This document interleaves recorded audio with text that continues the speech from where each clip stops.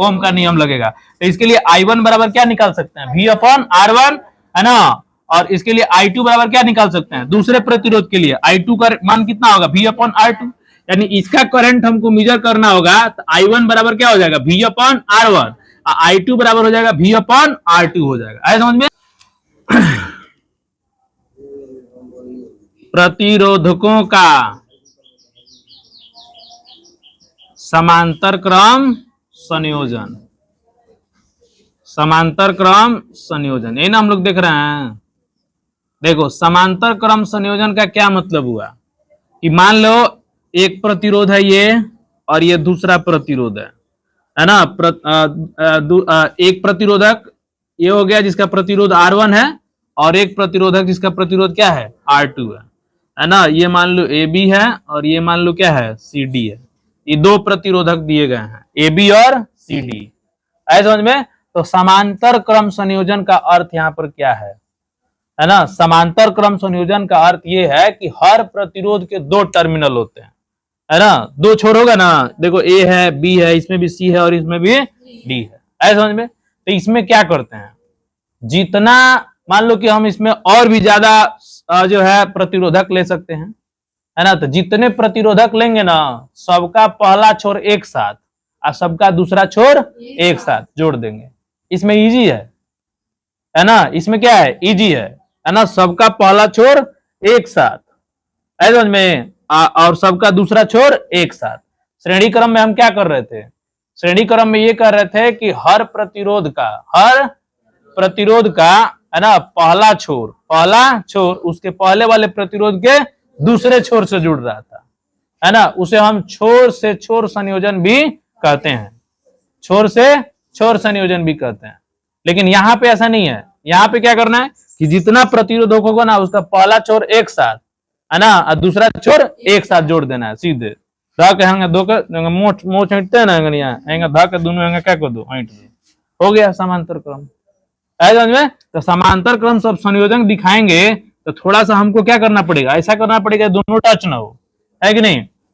यानी थोड़ा सा हम तार को क्या करते हैं, बेंड कर देते हैं। क्या कर देते हैं, देखो ऐसे बेंड कर दिए, ऐसे बेंड कर दिए। फिर दूसरा वाला तार को भी हम क्या करेंगे, ऐसे बेंड कर देंगे। देखो ऐसे समझ में, ऐसे बेंड कर देंगे। देखो जुट गया है ना। ये हम नाम दे देंगे A और B नया में। तो ये क्या हो गया, R1 और R2 हो गया। देखो ऐसे समझ में, R1 और R2। तो बोलो ये कौन सा संयोजन में जुड़ा हुआ है, समांतर क्रम संयोजन में जुड़ा हुआ है ना। यहां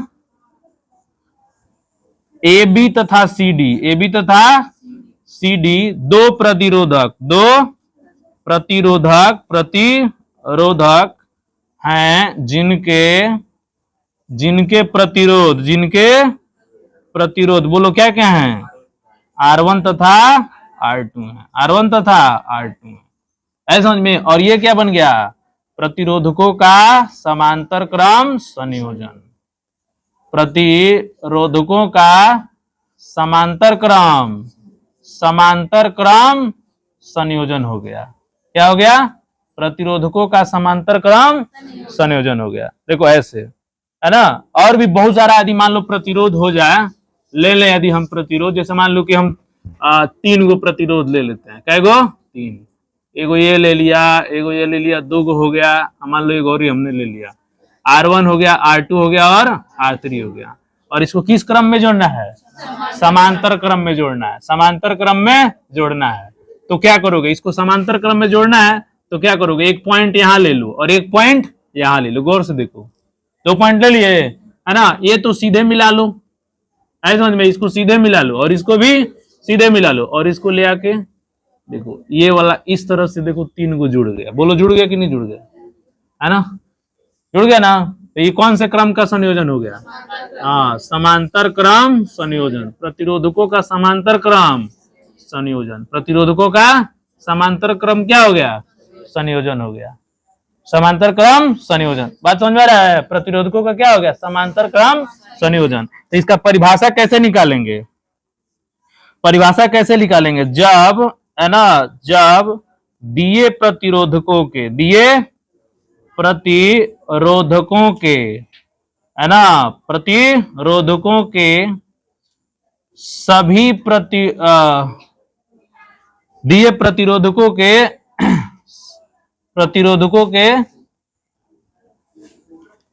प्रत्येक प्रतिरोधक का प्रथम छोर क्या, प्रथम छोर एक साथ तथा है ना इनके दूसरे छोर को एक साथ क्या करते हैं, एक साथ जोड़ देते हैं। तो इस प्रकार के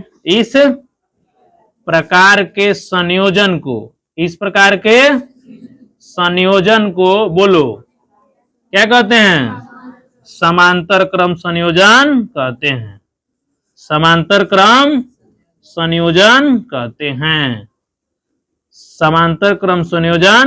हैं। जितना प्रतिरोध दिया होगा ना, सबका एक छोर, प्रथम छोर एक साथ और दूसरा का छोर एक साथ जोड़ देंगे। ऐसे संयोजन को क्या बोलते हैं, प्रतिरोधकों का समांतर क्रम संयोजन। समझ आ रहा है, नोट करो इतना जल्दी से।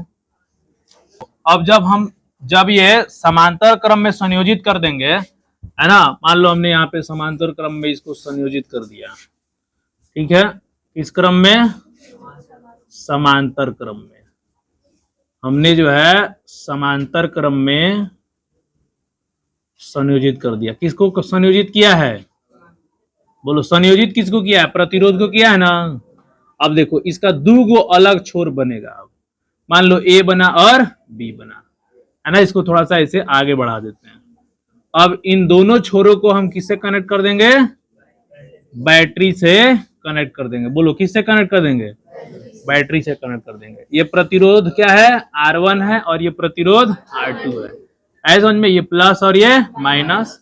अब बोलो जैसे हम इसमें पोटेंशियल यानी जैसे हम इसमें क्या बैटरी से इसको जोड़ेंगे, तुरंत इसमें करंट फ्लो होना शुरू हो जाएगा ना, करंट फ्लो होना शुरू हो जाएगा। अब यहां पर देखिए, अब देखो इस विद्युत परिपथ को यदि हम गौर से देखें, है ना, तो यहाँ पे देखो करंट जो है फ्लो हो रहा है, लेकिन यही करंट आकर के यहाँ पे देखो एक पॉइंट से दो भागों में क्या हो रहा है, बंट जा रहा है। तो यहाँ पे करंट का क्या बन जा रहा है, डिस्ट्रीब्यूशन। अब देखो करंट यहाँ बंट गया।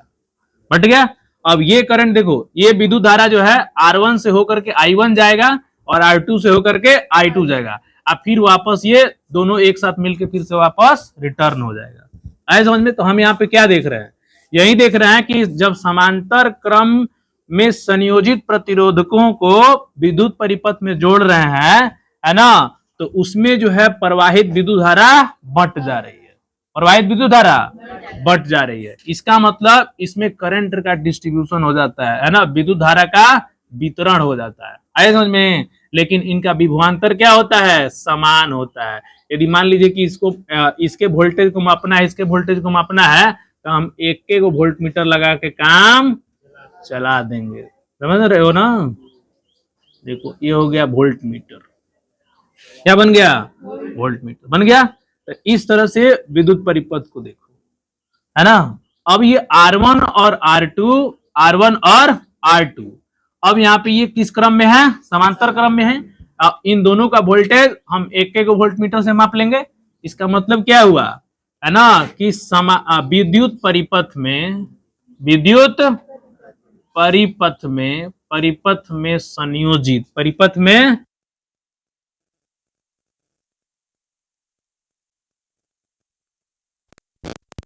है ना। तो इसका मतलब क्या हुआ कि विद्युत परिपथ में समांतर क्रम में संयोजित प्रतिरोधकों में विद्युत धारा अलग अलग लेकिन विभवांतर समान होता है। विद्युत धारा अलग अलग होने का मतलब यह करंट देखो दो भागों में बट गया है। इसका मतलब क्या हुआ, कुल करंट जो है, कुल करंट कितना के बराबर होगा, दोनों प्रतिरोधकों में प्रवाहित करंट के योगफल के बराबर होगा। आए समझ में। तो इस तरह से यदि हम R1 प्रतिरोध को गौर से देखें, R2 प्रतिरोध को गौर से देखें, तो इसके लिए भी 1 ओम का नियम लगेगा और इसके लिए भी 1 ओम का नियम लगेगा। तो इसके लिए I1 बराबर क्या निकाल सकते हैं, V/R1, है ना, और इसके लिए I2 बराबर क्या निकाल सकते हैं, दूसरे प्रतिरोध के लिए I2 का मान कितना होगा, V/R2, यानी इसका करंट हमको मेजर करना होगा तो I1 बराबर क्या हो जाएगा, V/R1, I2 बराबर हो जाएगा V/R2 हो जाएगा। आए समझ में, इस तरह से है ना। और मान इसमें हम देखेंगे क्या कि यदि मान लिया जाए कि R1 और R2 है ना समांतर क्रम में यदि संयोजित हैं तो उनका कुल प्रतिरोध कितना है ना, प्रतिरोध R इक्विवेलेंट है ना, R इक्यू है ना। तो इसका विद्युत परिपथ अब इससे ये क्या हो जाएगा, ऐसे बन जाएगा।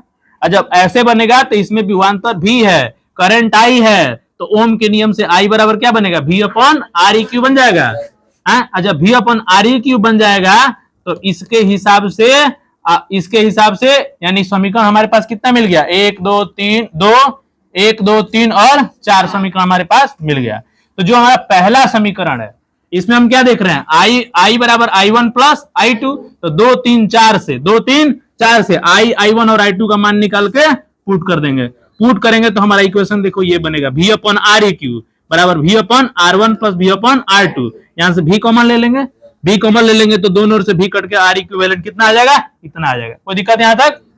लेकिन अब एक बात समझिए, यहाँ पर बात यहाँ पर ये समझना है कि इसी तरह से है ना, इसी तरह से यदि मान लीजिए 3 गो प्रतिरोधक है, कितने 3 गो प्रतिरोधक है, तो R इक्विवेलेंट का वैल्यू कितना हो जाएगा, 1/R1 plus 1/R2 plus 1/R3 हो जाएगा। ऐसा समझ में, यानी तीनों को हम क्या करेंगे है ना, एक साथ कनेक्ट कर देंगे। ऐसा समझ में, तीनों को एक साथ कनेक्ट कर। अब यहां पर रूल निकल के आ रहा है, अर्थात क्या निकल के आ रहा है, अर्थात क्या, अर्थात निकल के आ रहा है, यदि है ना विद्युत परिपथ में, यदि विद्युत परिपथ में है ना प्रतिरोधकों का संयोजन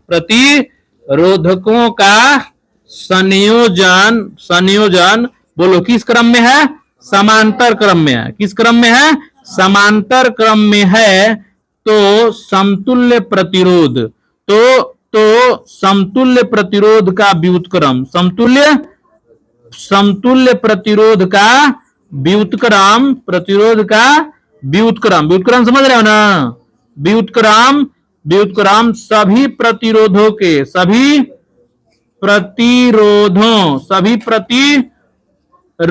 के व्युत्क्रम के, प्रतिरोधों के व्युत्क्रम के योगफल के क्या होगा, बराबर होगा, योगफल के बराबर होगा। बात समझ रहे हैं, योगफल के बराबर होगा। यानी कितना भी प्रतिरोध दिया हुआ है ना, सबका प्रतिरोध क्या करो, उसका व्युत्क्रम ले लो और उसको ऐड कर दो, है ना। ऐड करोगे ना तो उस जो वैल्यू आएगा वो क्या होगा, समतुल्य प्रतिरोध के व्युत्क्रम के क्या होगा, वो बराबर होगा। यहाँ पे देखो ये समतुल्य प्रतिरोध का क्या है, ये पूरा व्युत्क्रम है ना। यहाँ पे देखो सभी प्रतिरोधों का व्युत्क्रम के क्या है, योगफल के बराबर है। समझ में। तो जब समांतर क्रम में संयोजित हो प्रतिरोधक तो हम क्या करते हैं, समतुल्य प्रतिरोध कैसे निकालते हैं, तो निकालने के लिए हमको क्या करना होता है कि हम क्या करते हैं, सभी प्रतिरोधकों का व्युत्क्रम लेके उसको ऐड कर देते हैं। ऐड कर देते हैं तो हमको समतुल्य प्रतिरोध का व्युत्क्रम प्राप्त हो जाता है, और उसी को जब हम फिर से व्युत्क्रम कर देंगे तो हमारा समतुल्य प्रतिरोध का वैल्यू निकल जाएगा। बात समझ में आ रहा है, व्युत्क्रम क्या होगा, निकल जाएगा।